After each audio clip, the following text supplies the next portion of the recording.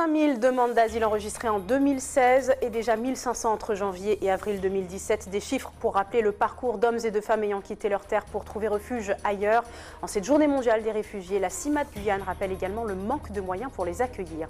2 structures pour la 7e édition du Trophée des associations. La deuxième chance forme et à l'insertion des jeunes et AVM dédiés aux formations multimédia se sont vus remettre un chèque de 15 000 € pour renforcer leurs activités. Reportage à suivre. Et puis les paysages naturels de Guyane à l'honneur dans une exposition en ce moment au Centre Pagaré, une vingtaine de tableaux du peintre autodidacte Pascal Vetturozzo.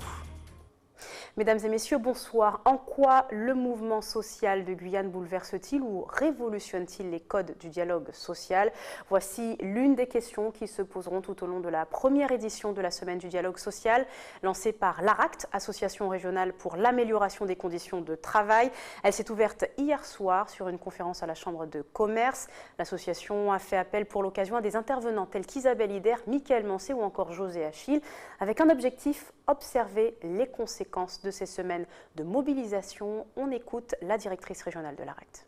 Le dialogue social pour nous est un outil essentiel pour l'amélioration des conditions de travail dans la mesure où il constitue un socle de négociation, de concertation visant en fait à l'amélioration des conditions de travail des salariés. Nous avons souhaité nous pencher en particulier sur les effets, entre guillemets, les effets, s'il y en a, du mouvement social que nous avons connu sur le dialogue social, entre guillemets, traditionnel, dans la mesure où pour nous, ça nous a semblé refléter un certain nombre de problématiques que nous retrouvons dans le champ du travail, dans le cadre des interventions que nous avons à faire en entreprise, dans le cadre des discussions que nous avons avec certaines instances de représentation du personnel. On a retrouvé un certain nombre d'éléments, de mécanismes qu'on a observés pendant ce mouvement social. Donc ça nous a paru important de poser un certain nombre de questions, sur des liens éventuels et comment la particularité du mouvement social que nous avons connu peut influencer l'évolution des relations de travail. Tout ce qui nous a paru essentiel, c'est d'avoir l'avis, d'entendre un certain nombre de témoins, d'entendre aussi la population, d'entendre des salariés, d'entendre des responsables d'entreprise, d'entendre des managers s'exprimer sur ce qu'ils avaient vécu sur cette forme de dialogue auquel ils n'étaient pas habitués. Depuis 2001, chaque 20 juin est consacré à la Journée mondiale des réfugiés, l'occasion de faire le point sur quelques données. Environ 65,6 millions de personnes vivent en situation de déplacement forcé dans le monde, un record jamais atteint jusqu'ici. Selon l'Office français des réfugiés et apatrides, 5000 demandes d'asile ont été enregistrées l'année dernière en Guyane et 1500 durant les 4 premiers mois de 2017. Dans un tel contexte, cette date devient l'occasion de rappeler les conditions de ces hommes, femmes et enfants en transit. Occasion aussi pour la CIMAD de rappeler le manque de structures d'accueil en Guyane et dénoncer la diminution de moitié de l'aide aux demandeurs d'asile. On écoute à ce propos la responsable de l'action en rétention de la CIMAD. Effectivement, la journée mondiale des réfugiés, c'est l'occasion de revoir un peu ces pratiques, l'accueil digne qu'on fait à des personnes qui demandent protection sur le territoire français. En Guyane, on est depuis 2016, depuis courant 2016, dans une crise de l'accueil asile, puisqu'on est encore dans des délais d'enregistrement de la demande d'asile qui sont extrêmement longs. La loi prévoit 3 jours, 10 jours en cas d'arrivée particulièrement importante. On est, nous, ce qu'on constate, à peu près sur un délai de 2 mois. Des personnes qui attendent 2 mois. On a donc d'une part un hébergement qui est quasi inexistant en Guyane alors qu'il couvre 40% des besoins en moyenne en métropole. Et bien de la même manière, il y a une allocation qui est distribuée effectivement aux demandeurs d'asile pendant le temps de la procédure et qui est distribuée parce qu'il est interdit aux demandeurs d'asile de travailler pendant le temps de leur procédure, et donc il y a une allocation de subsistance et qui par décret cette année a été diminuée de près de moitié, seulement pour la Guyane, avec l'argument qui reste la logique de fond en matière de demande d'asile en Guyane, qui est qu'il ne faut pas trop déployer des moyens pour les demandeurs d'asile, parce que si on le faisait, si on respectait la loi et les engagements de la France, ça amènerait un appel d'air et plus de personnes. On constate que les arrivées particulièrement importantes qu'on a constatées l'année dernière démentent complètement cette logique. Justement, la CIMAD fait partie des associations qui avaient saisi le tribunal administratif sur la légalité des barrages de contrôle d'identité installés à Bélizon et Irakubo. Plusieurs associations, dont la Ligue des droits de l'homme ou encore Médecins du Monde, demandaient l'annulation de l'arrêté préfectoral les instaurant. Une demande rejetée par le tribunal administratif, estimant qu'il n'y a pas d'atteinte à la liberté d'aller et venir, ni violation du principe d'égalité devant la loi. On poursuit avec cette nouvelle affaire concernant la prise en charge au service des urgences du pôle mère-enfant de Fort-de-France. Un nouveau-né atteint d'une jaunisse aggravée n'a pas été pris dans les délais suffisants. 3 heures d'attente aux conséquences lourdes. Selon les parents, le nourrisson de 10 jours est actuellement en soins intensifs et semble déjà avoir des séquelles. Reportage Guy Raphaël René. Johan et Wendy sont les parents du jeune Davon, né à la clinique Sainte-Marie le 9 juin dernier. 3 jours après l'arrivée du nouveau-né, c'est-à-dire le lundi 12 juin, ils regagnent leur foyer avec leur fils apparemment en bonne santé. Lors d'une visite à domicile de la sage-femme le mardi 13, Wendy, la maman, alerte la professionnelle de santé sur la couleur jaunâtre du bébé. Cette dernière recommande des bains de soleil. Le jeudi 14, la mère et son nourrisson se rendent à la clinique, inquiètes à cause de la couleur jaunâtre qui ne s'estompe pas. Au regard de l'état de santé du nourrisson, le personnel de la clinique recommande à la mère de se rendre aux urgences de la MFME sans tarder et par ses propres moyens. Ce que je reproche à la clinique Sainte-Marie, c'est de ne pas avoir pris mon enfant en charge convenablement. Elle a vu que le taux de bilirubine était important et elle m'a laissé repartir seule, sachant qu'il y a des embouteillages, il y a des bouchons, des contraintes. Le temps d'arriver dans un hôpital, le temps d'être pris en charge, ça prend du temps. La sage-femme qui a des documents en sanguin en main, qui a une courbe, il y a des unités de mesure, il peut voir vraiment des statistiques pour comprendre ou apprécier une situation, connaissant les risques lésionnels encourus, n'a rien fait, à part laisser un parent partir à sa charge comme ça avec un enfant de 6 jours.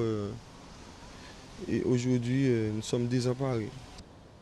Mais à la MFME, les parents sont confrontés à une longue file d'attente. Une fois arrivée à la MFME, je me suis présentée à l'accueil. J'ai donné le test sanguin.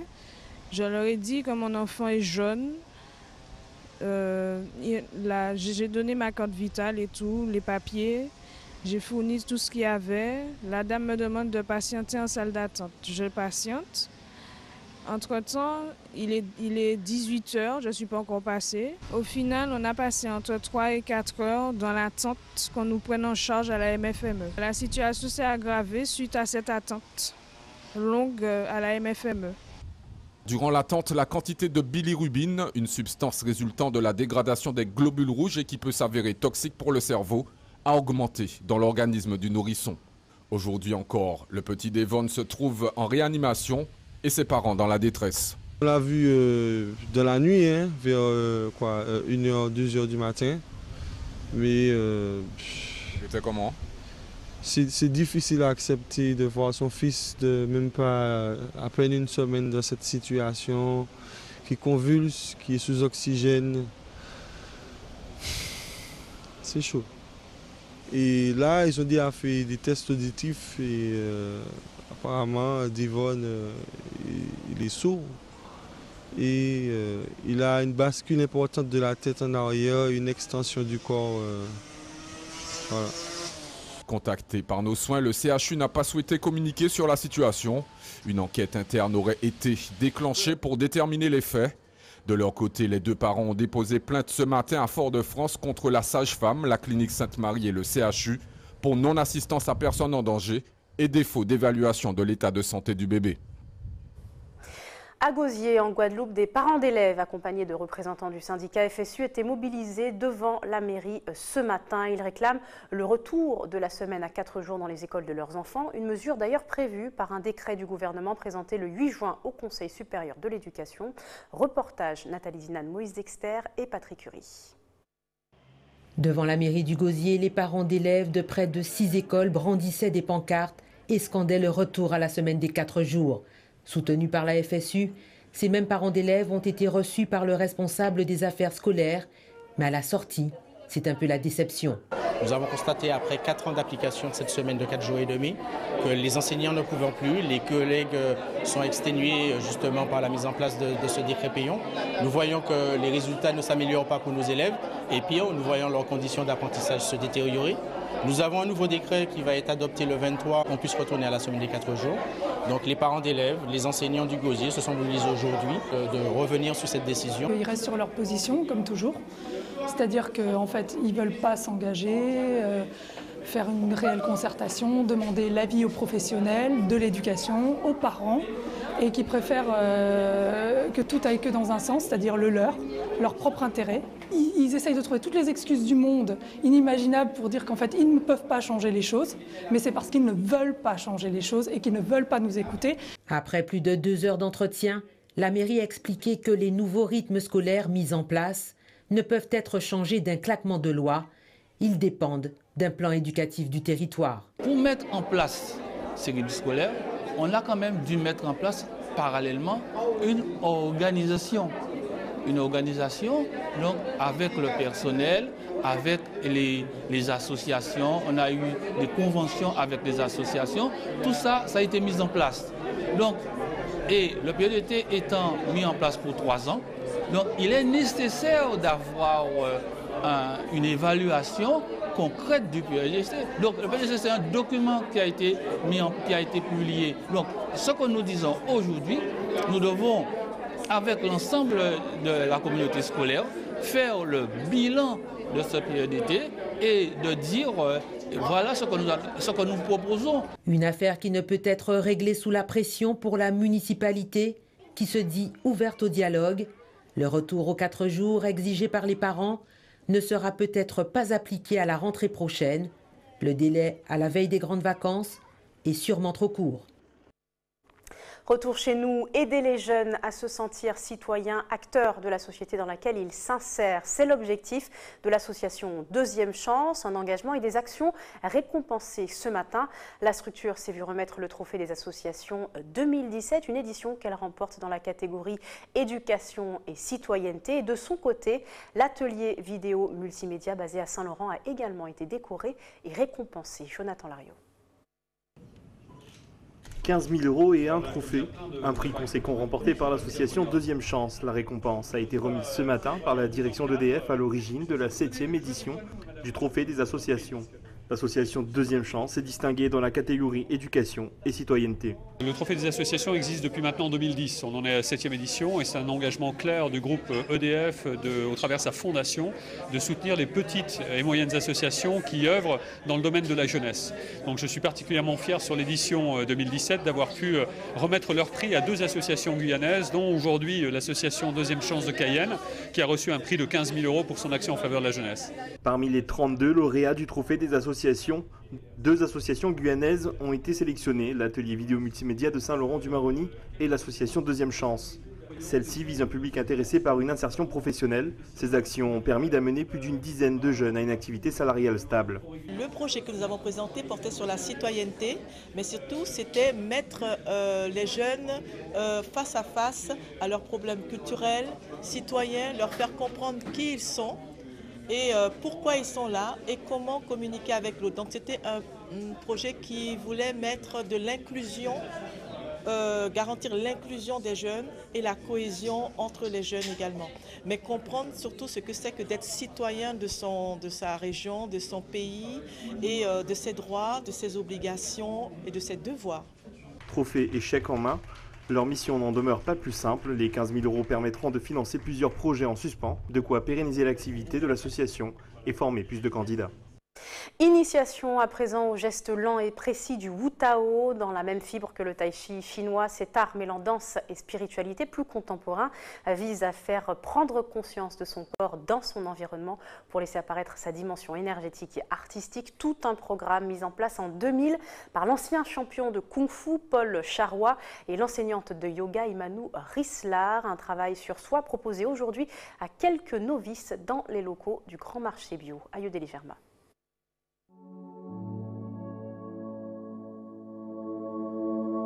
Le Tao est un art corporel énergétique de philosophie taoïste. C'est un art corporel contemporain et ce qui permet une prise de conscience de son corps, de sa respiration. On prend conscience aussi de l'ancrage de son bassin, puis avec des relâchés de coccyx sacrum et plancher pubo-pelvien, ça permet de restaurer le mouvement ondulatoire dans la colonne vertébrale. Et après, on y met différents rythmes de souffle, avec l'inspire et l'expire par le nez et par la bouche. Alors, ce n'est pas un sport, on appelle plutôt un art corporel déjà, c'est une voie. Et en fait, on peut dire que c'est un art de vivre ou un art d'être. Ce que ça peut apporter, je pense que c'est unique à chacun et à chacune. Mais en général et globalement, ce que je peux voir chez les personnes ou les élèves qui me donnent des retours, c'est un bien-être. Le fait d'apprendre à respirer, de prendre soin d'elles, de prendre conscience aussi de leur corps et des zones de tension de leur corps. Et puis de remettre du mouvement ondulatoire dans la colonne vertébrale, de remettre du mouvement dans la colonne, tout simplement. Et retrouver aussi la conscience et l'incarnation de son plancher pubo-pelvien, c'est très important. Et je pense que la détente, elle commence déjà par une détente psychique, une détente émotionnelle, et puis après, bien entendu, puisque le corps fonctionne avec les émotions, le psychisme, la psychologie, et donc tout est en interaction. C'est une rencontre amicale avec Paul et Imanu qui sont les co-créateurs du Wu Tao. Ce que j'ai aimé, c'est leur pédagogie. Parce qu'ils sont inspirés beaucoup par tout ce qui est la bioénergie taoïste, donc la philosophie du taoïsme, puisque les taoïstes étaient les précurseurs de l'écologie corporelle. Ils se sont aussi basés un petit peu sur leurs recherches et leur grand intérêt sur la bioénergie occidentale.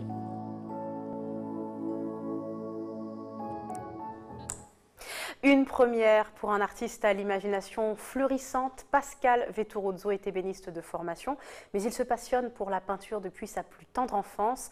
Autodidacte, il présente plusieurs de ses œuvres depuis le 12 et jusqu'au 30 juin au centre d'exposition Pagaré. Un nouveau paysage, c'est le nom choisi pour désigner son exposition, un regroupement d'une vingtaine de tableaux dépeignant des clichés de nature guyanaise. Découverte signée Charlotte Fleury. Une vingtaine de peintures de paysages, c'est ce que présente l'artiste Pascal Vetturuzzo à l'espace Pagaré. Des paysages souvent sortis de son imagination. Comme je dis, ces nouveaux paysages, c'est que je peins par imagination, que je ne peins pas d'après un modèle, parce que je préfère peindre par imagination. Je fais ça le soir chez moi, après le travail, tranquillement. Je fais comme je veux, comme ça me plaît. Et l'influence, c'est bon, c'est comme je vais souvent dans la forêt, je promène la forêt, j'aime bien la forêt, j'aime bien la nature, donc c'est par rapport à ça. Bien sûr, je n'ai pas inventé la nature, bon, c'est ce que je me rappelle, qui me revient dans la mémoire, que je peins comme ça me plaît. Depuis tout petit, cet artiste autodidacte dessine et peint. Dans ses œuvres, on retrouve beaucoup de camaïeux de bleu et de vert qui évoquent la nature. Le tout sur différents supports. Moi j'aime bien peindre sur le bois parce que c'est plus raide, c'est plus facile pour moi de peindre sur le bois que sur la toile. Autrement je peins sur le toile aussi, il n'y a pas de problème. Cette exposition est une grande première pour cet artiste qui voit en la peinture un moyen de s'évader et de s'exprimer sans contrainte. Pour moi, la peinture, c'est une passion. Puis là, je suis libre, je fais ce que je veux, comme ça me plaît. C'est la liberté totale pour moi. Là, j'oublie tout le reste. Il faut montrer aussi ce qu'on fait. À un moment donné, je ne vais pas toujours laisser ça rangé dans un coin, chez moi, dans une pièce. Donc, j'ai estimé que c'était une bonne chose de montrer aux gens ce que je fais aussi. Parmi ses nombreuses œuvres, Pascal présente l'une de ses préférées. C'est la seule qu'il a fait sur ce type de support. Pour sa réalisation, une dizaine d'heures ont été nécessaires. En fait, pour moi, ce tableau présente la tranquillité le soir, quand on est dans un hamac, on est au bord de l'eau, ou en train de se reposer, en train de dormir, et puis on voit le reflet de la lune dans l'eau et tout, avec un perroquet, là, et profiter de ces bons moments. Moi, j'aime bien parce que c'est la nuit, c'est la tranquillité, on se repose, on est là au bord d'un lac, il n'y a personne qui va nous... Pas de problème, pas de bruit, que les bruits de la forêt, les bruits de la nature, c'est tout. Les œuvres de Pascal Vetturuzzo seront présentées à l'espace Pagaré jusqu'à la fin du mois. Ainsi s'achève votre journal. À retenir ce soir, 5000 demandes d'asile enregistrées en 2016 et déjà 1500 entre janvier et avril 2017. Des chiffres pour rappeler le parcours d'hommes et de femmes ayant quitté leur terre pour trouver refuge ailleurs. En cette journée mondiale des réfugiés, la CIMA de Guyane rappelle également le manque de moyens pour les accueillir. 2 structures pour la 7e édition du Trophée des associations, la deuxième chance pour la formation et l'insertion sociale des jeunes et AVM dédié aux formations multimédia qui se sont vus remettre un chèque de 15 000 € pour renforcer leurs actions. Et puis vous venez de le voir, les paysages naturels de Guyane à l'honneur dans une exposition en ce moment au Centre Pagaré, une vingtaine de tableaux du peintre autodidacte Pascal Vettoruzzo, une passion que le quinquagénaire présente pour la première fois. Merci de nous avoir suivis. Ne manquez pas tout de suite le 20h de TF1, juste après la météo. Excellente soirée à vous.